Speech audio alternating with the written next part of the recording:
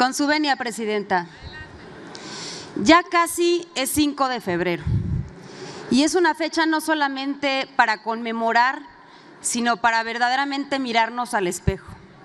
No es una fecha para el ritual vacío, sino para la reflexión crítica, porque la Constitución no se honra repitiendo su nombre, se honra cumpliendo sus principios, porque una Constitución que se invoca todos los días, pero que se viola todos los meses, deja de ser norma suprema y se convierte en propaganda.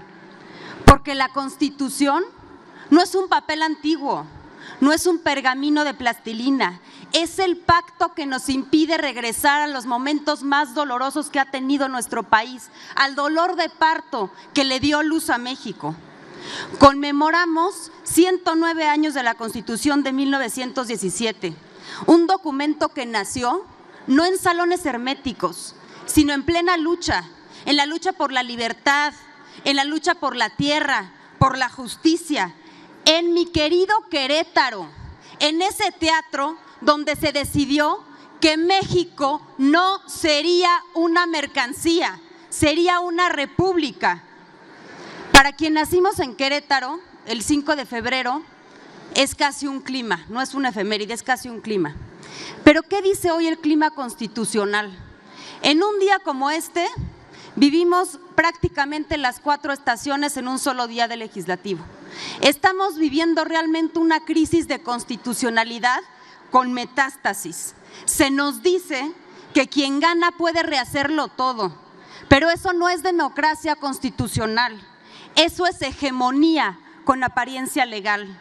Los principios que sostienen al Estado mexicano, la división de poderes, la legalidad, el respeto a los derechos humanos, el control de poder, están siendo erosionados por una lógica autoritaria. El régimen constitucional está siendo secuestrado. Fíjense, antes se desvelaban por cuidar cada palabra. Hoy se desvelan por cumplir una consigna. El ruido de las botas de los constituyentes era el de la patria avanzando y hoy muchas veces el Palacio Legislativo es solo el ruido del zoológico del trámite, del zoológico del mayoriteo. ¿Qué dirían los constituyentes? Fíjense, cuando se discutía en el constituyente de 1917 el artículo 123 referente a los derechos de los trabajadores, hubo varios delegados, incluso afines a Carranza, que consideraban excesivo reconocer jornadas máximas de trabajo, percepción de un salario mínimo, el derecho de huelga, y hubo personajes como Heriberto Jara y Pastor Ruax que se levantaron en tribuna para decir que una constitución que no protegiera al débil frente al poderoso sería una constitución sin pueblo. Antes, la Constitución se forjaba a golpes de argumento. Hoy se mutila a golpes de mayoría. Antes se escribía con polvo de patria en las botas. Hoy se reescribe con lana de rebaño en la prisa. Y la prisa en democracia siempre es sospechosa. Y yo pregunto, ¿dónde está la Constitución? ¿En dónde está la Constitución cuando el crimen controla el territorio?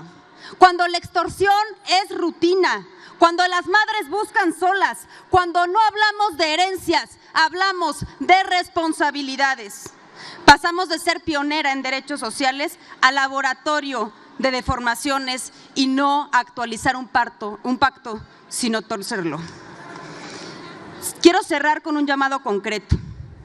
Paremos la lógica de la reforma permanente como mecanismo de control. Regresemos a lo básico, al consenso, a la deliberación seria. 5 de febrero será un día para mirarse al espejo. Las arrugas, las lesiones a la democracia o la mirada cansada de tanto esperar que se cumpla. Porque no sean tan ilusos como para pensar que una constitución va a durar menos de lo que dura una administración. Y desde esta tribuna, el grupo parlamentario del PAN, decimos con claridad: no aceptamos un país donde la Constitución sea moldeada del tamaño del ego de un gobernante. No aceptamos un país donde la ley se adapte al poder y no el poder a la ley. No aceptamos un país donde disentir sea traicionar. No aceptamos un país donde no se combate el crimen, pero sí se atacan a los jueces, a los contrapesos, a los periodistas. Y mientras exista un solo intento de someter la Constitución al capricho del poder, nos van a escuchar.